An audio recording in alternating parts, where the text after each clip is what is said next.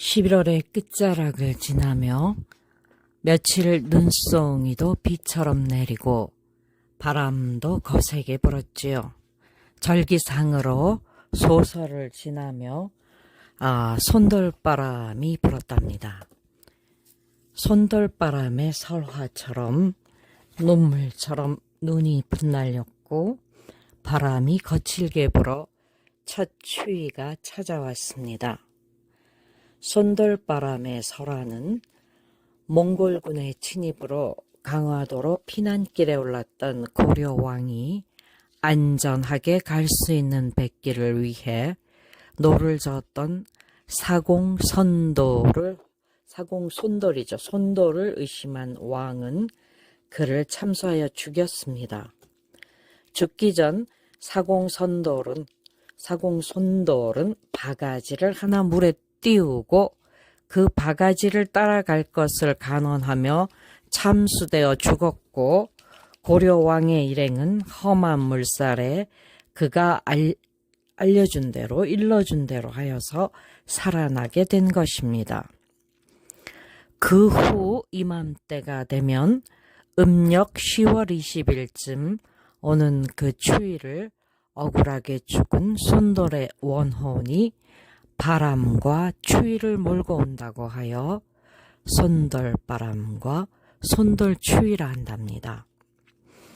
동국세시기와 열량세시기에 따르면 음력 10월 20일경에 부는 바람을 손돌바람, 그 추위를 손돌추위라고 하여서 손돌이 또 죽은 장소를 손돌목이라 하였다고, 그 손돌목, 그 한국민속문화사전 그 서랍편에 이렇게 전하고 있습니다.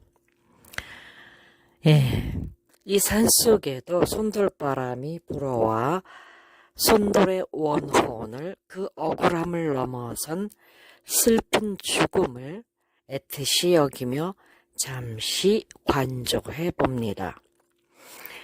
이 세상을 살아가면서 이 참아야 하는 땅인 토요, 더러운 땅 옛 토요, 마라 사탄의 땅이기도 한 이 마향에서 대부분의 사람들은 살다 보면 누군가에게 배신을 당했거나 누군가를 배신했을 것입니다. 그것이 부모 형제든 사제지간이든 연인이든. 그리고 그 배신이 서럽고 사무쳐 원한으로 세세생생 윤회 속에서 반드시 또 얽히고 만나게 되기도 하지요. 인간계에서 또 그리고 얽히게 되는 원수가 되기도 하는 그 악연도 배신으로부터 시작하여 배신으로 끝나는 상당한 이유가 있기도 하기에 짚어보려 합니다. 물론 다른 이유도 있겠지만 그 원리는 같으니 어찌 보면 사람을 가장 가슴 아프게 하는 배신으로 풀어보겠습니다. 배신은 한자어로 등배와 믿을 신을 씁니다.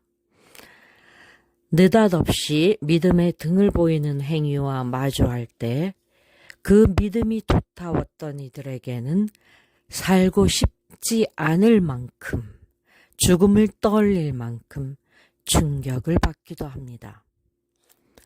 더러는 상대를 해칠 의도가 전혀 없던 이들도, 심지어 사랑하고 도움을 주던 이들조차도 배은망덕한 배신을 경험하게 되고, 그 아픔은 현상을 넘어, 즉 불교의 유식불교로 말한다면 육식 현재의식을 넘어 7식 말라식을 넘어 8식 아래야식까지 깊이 각인이 되어서 이 생을 넘어 다음 생까지도 윤회 속에서 배신의 상처를 이어가기도 합니다.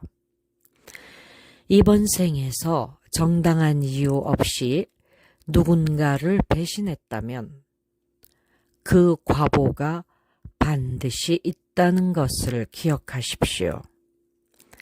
배신의 쾌감은 오래가지 않을 것입니다. 고스란히 자신에게 되돌아올 것입니다.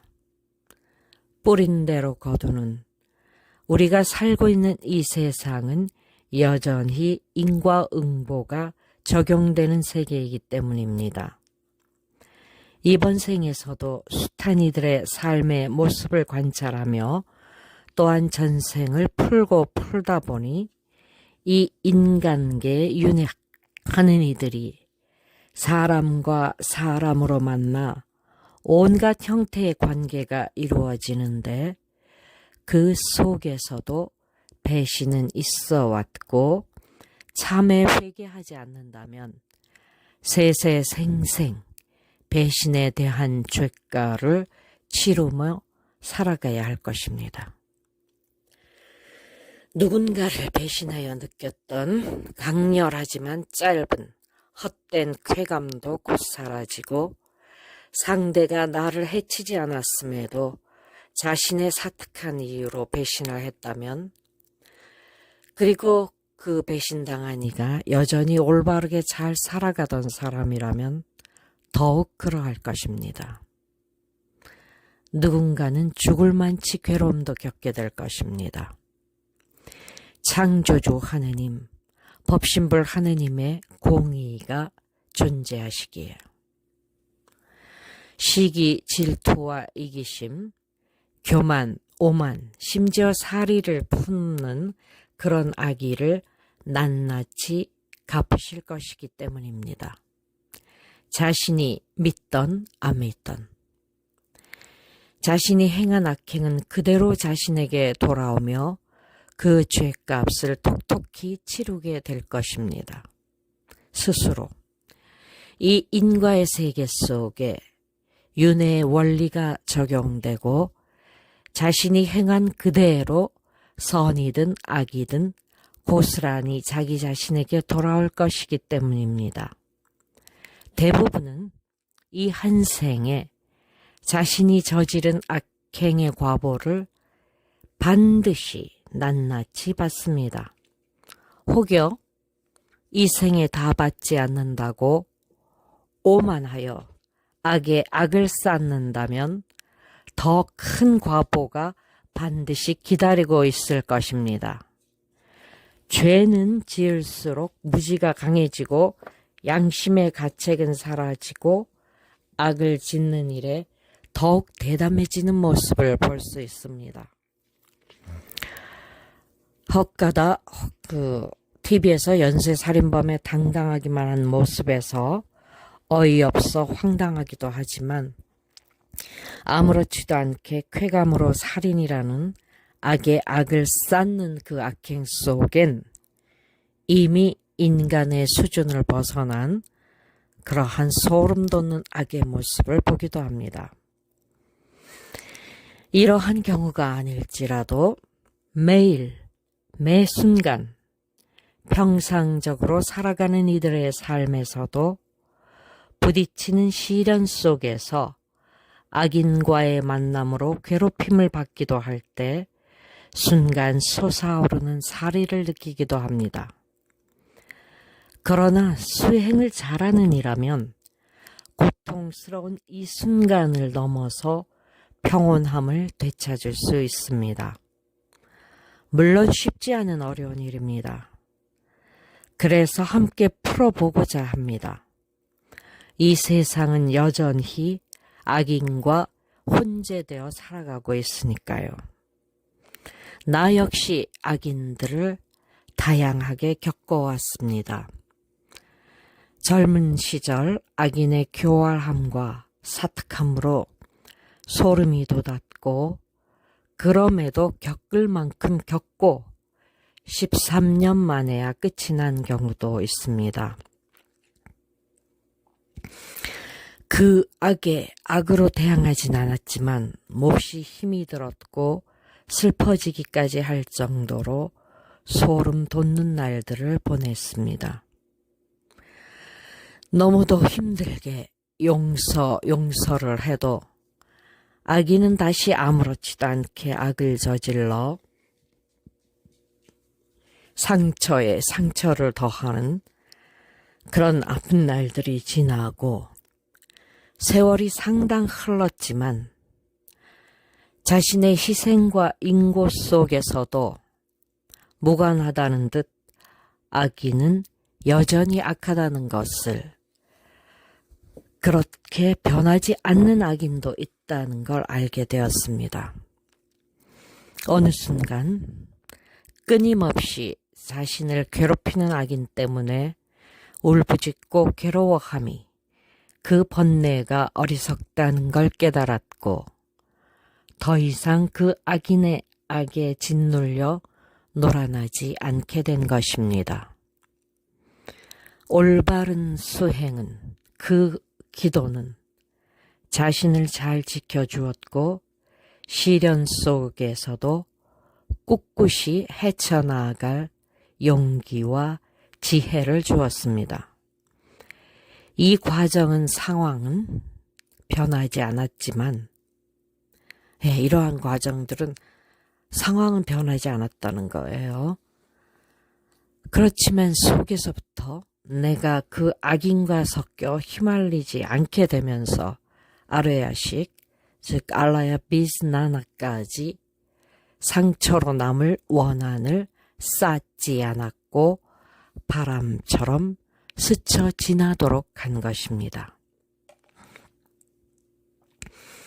더 이상의 깊은 원한도 증오도 원망도 슬픔조차도 다 내려놓아 사라졌을 때 그 악한 상황과 무관하게도 비로소 평온하게 지낼 수 있게 된 것입니다. 그토록 피하고 싶어 몸부림치며 괴로워할 때조차 헤어나올 방법이 없었던 그 상황들이 13년의 괴로움 끝에 비로소 진실로 끝이 났고 전혀 다른 예비된 길을 걷게 된 것입니다. 물론 새로운 길이 평탄한 길은 아니지만 그 악인들에게서 겪은 13년의 괴로움은 지견을 주었고 영적으로도 공간을 지닌 강건함을 길러주었습니다. 나 역시 믿고 사랑하는 제자에게 배신을 당하는 아픔도 겪었습니다. 그러나 오해가 깊을지라도 그건 그 자신의 편협함으로부터 나온 것이고 내 진실한 모습이 아니기에 이 또한 지나갈 것입니다. 그 제자들과의 인연도 여기까지인 것 같습니다. 그 이유는 또 누군가 비슷한 경험도 할 수 있기에 펼쳐봅니다. 해탈후 겪게 되는 일상일지라도 항상 손의 양면성을 보듯 손등과 손바닥을 동시에 보듯 함께 해왔고 더 넓게 처신해왔기에 오해를 산 모양입니다. 인연이라도 마땅하지만 악인이라도 법문을 듣고 돌이킬 때가 있어 스스로 보시 등으로 기어 갚아 도움을 주기도 합니다. 흑마술을 한 중생인데 독을 써서 죽이려고 왔었습니다. 나랑은 말도 몇 마디 나눈 적 없는 중생이었는데 20년이 지나 갑자기 고급진 음식들을 보내왔고 난 그것을 먹지 않았습니다. 그러자 독을 품고 찾아와서 자신의 사리로 독을 풀었음에도 몇 주 동안 머물다 갔는데 내게는 독을 풍성하게 쓴 음식을 주고 건너편 한 칸 옆으로 그것도 비껴 앉아서 가리고 이렇게 먹는 모습에 그 인간의 악함과 졸렬함에 어이없는 웃음이 새어나왔지요. 얼마나 많은 독을 썼으면. 그가 독을 풀었다는 건 알았지만 닥쳐온 일이니 피하지 않았을 뿐입니다. 왜 나를 죽이려 하느냐? 내게 아무런 해도 끼치지 않았는데. 불쑥 던진 질문에 내가 자신의 사리를 이미 알고 있었다는 것에 그 독을 푼 이는 놀랐고, 그로부터 자신의 이야기를 하기 시작했고, 내 생명은 독살하러 온 악인의 손에 있는 것이 아니라 창조주 하느님, 법신불 하느님께로부터 온 것임을 알기에 두려움은 없었습니다. 독을 먹어 머리카락이 하얗게 폭탄처럼 부풀었어도, 폭탄 맞은 것처럼 이렇게 부풀었어도 그의 이야기를 들어주고 윤회의 원리로 조언하고 기도해 주었습니다. 그리고 그를 배웅했습니다. 다시 못 올 거라는 걸 알고. 이렇게 되었는데, 그로부터 몇 년이 지나고 내가 살고 있는 백화당 건물 안에 있는 수도가 욕실 세면실과 또 싱크대가 있는 거실 다 고장이 나서 막 물이 넘쳐 흘렀습니다. 몇 번 치우다가 보니까 감당이 안 돼서 따져보니까 25년이 걸 넘었던 것입니다. 도량 통장을 확인하자 수리비가 들어있었고 수리를 한 것입니다. 오래되어 낡아서 새 것으로 교체를 해야 했습니다. 그리고 수리비를 지불했는데 흑마술을 했던 그 독중생과 백화도량의 제기를 다 털어간 도둑수행자가 보시를 한 것입니다. 그들이 선해서가 아니라 만났고 법문을 듣고 자신의 문제에 도움을 받았기 때문입니다. 악인들도 사는 것이 녹록진 않습니다. 자신의 악행으로 쾌감을 느낀다 해도 순간이며 괴로움이 밀려오니까요. 이들은 다시는 백화도량에 오지는 못할 것입니다. 그것을 그들 스스로도 잘 알고 있습니다. 그럼에도 어떤 요구도 없이 보시를 한다는 것은 용서받고 싶은 업장 소멸을 위한 자신이 지은 죄에 대한 기호 갚고자 하는 마음이 있다는 걸 나 또한 기도를 통해서 알게 되었고, 그 둘은 이전에 다 개인 면담을 통해 해준 조언과 기도를 스스로의 분량만큼 받아들였던 것입니다. 따라서 내 목숨값을 얼마라도 기워 갚은 것이기도 하니 받아들인 것입니다. 그리고 수리를 한 것입니다. 그러나 어이없게도 어떤 제자들에게는 이것이 화근이 되어 마음의 문을 닫아버린 것입니다. 그리고 무례하게 단절을 합니다. 그들을 원망하거나 미련을 두지는 않습니다. 적지 않은 세월 동안 함께했고 사랑했던 제자들이기 때문입니다. 그러나 그들의 수준만큼 여기까지인가 봅니다. 숱한 세월을 또 윤회하고 다음 부처님을 꼭 뵙고 해탈까지 하기를 정말 진실로 바랍니다. 그때는 그들이 편협한 중생심으로 부처님을 능멸하는 일이, 그래서 법 진리를 방해하는 일은 다시는 없기를 바랍니다. 그들의 생각처럼 악인을 아예 만나지도 말아야 한다면 내 생에 만났던 온갖 악인들의 의미는 무엇인가요? 돌이키지 못할 일천재, 이찬티카의 악인이 아니라면 악인이라도 세세생생 윤회를 하며 조금씩 나아갈 것입니다.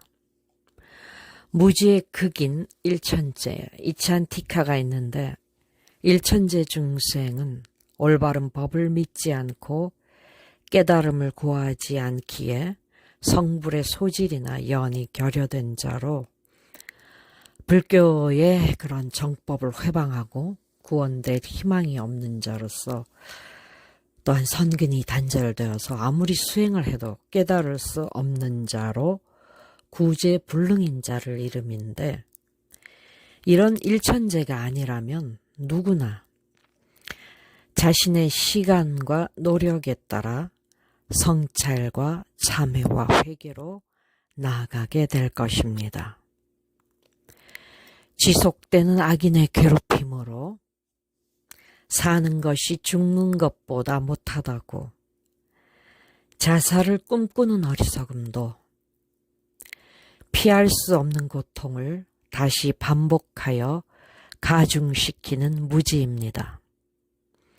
악의 어두운 밤이 짓누르듯 강렬해 보여도 어둠을 밀어내는 밝은 빛으로 다시 낮이 돌아오듯 그렇게 살아가면서 배워나갈 것입니다.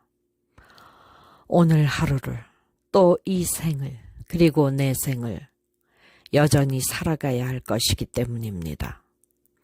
다시 이 생에 돌아오지 않을 수 있을 때까지. 이 생에서 겪는 고통은, 그 슬픔은 너무 아파서 견디기 힘들어 눈물로 짓무르기도 하는 아픔을 주지만 이 또한 지나갈 것입니다.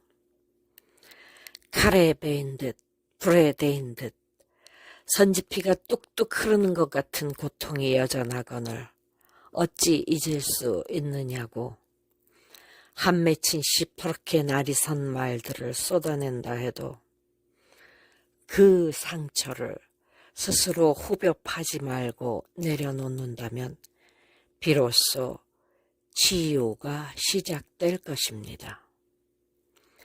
내게 고통을 준 이를, 한 하늘 아래 서기조차 싫은 악한 이를, 그 괴로웠던 순간을 영화를 보듯 천천히 돌려볼 수 있다면 서러워서 꺼이꺼이 목 놓아 대성통곡을 하더라도 비로소 치유가 일어나고 다시 살아갈 힘을 얻습니다. 이는 단순한 이론이 아닙니다. 실제로 일어나는 치유의 과정입니다.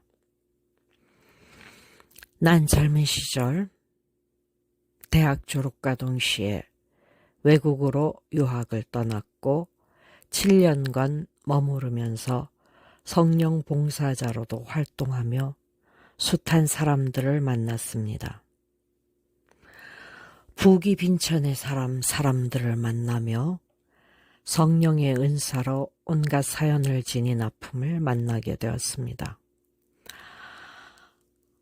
그 기도하러 또한 산에 갔을 때 한 수녀님을 만나게 되었는데 창백하고 굳은 얼굴 표정이었고 별 말씀이 없어 머리에 손을 얹자 지붕이 새는 낡은 집에 홀로 남겨진 어린아이가 보였고 사흘 만에 수녀님들에게 구조되어 수녀원에서 산다는 걸 알게 되었습니다.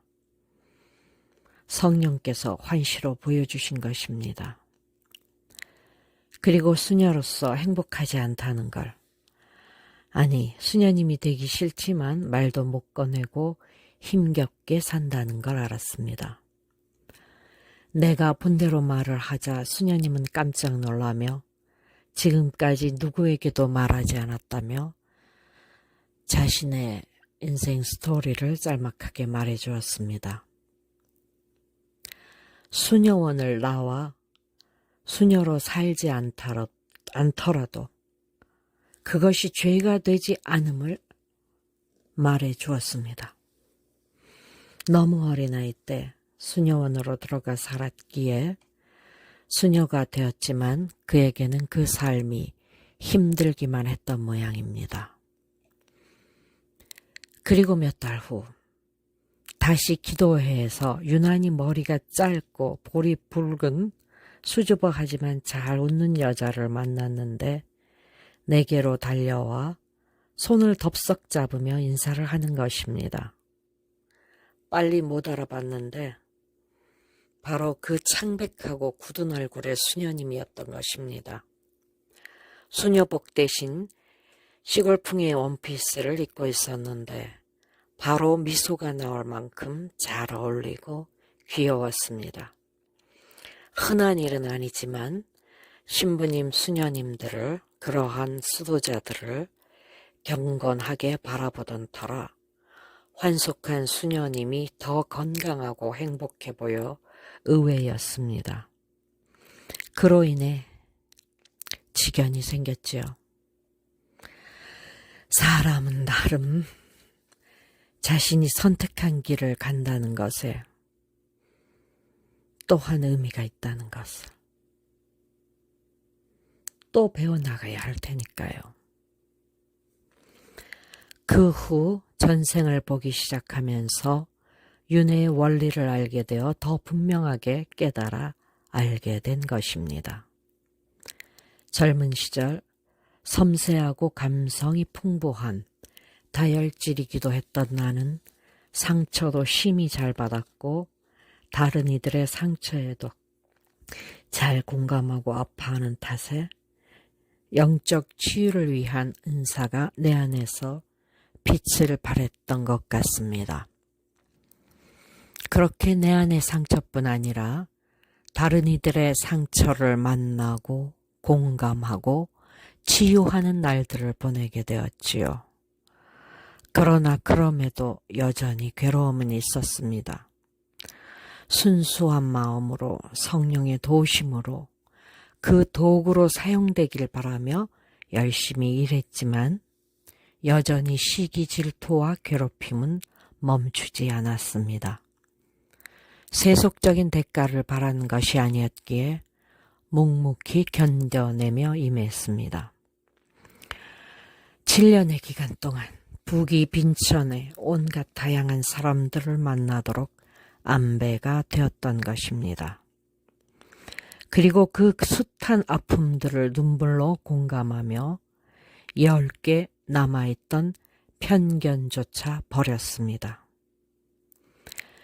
이 땅에 사람으로 태어난 이들은 부귀 고화를 막론하고 부자든 가난하든 다 나름의 아픔이 슬픔이 있다는 것을 깨닫게 된 것이지요. 그중 배신에 대한 쓰라림을 말하게 된 것입니다. 사람으로 윤회하여 살아가면서 배신을 하기도 하고 배신을 당하기도 하며 살아가지만 그 아픔은 이 생을 넘어 내 생까지도 이어지는 한이, 원한이 되기도 하니 그 무거운 업장을 녹이기 위한 원리와 방편을 말하려 합니다.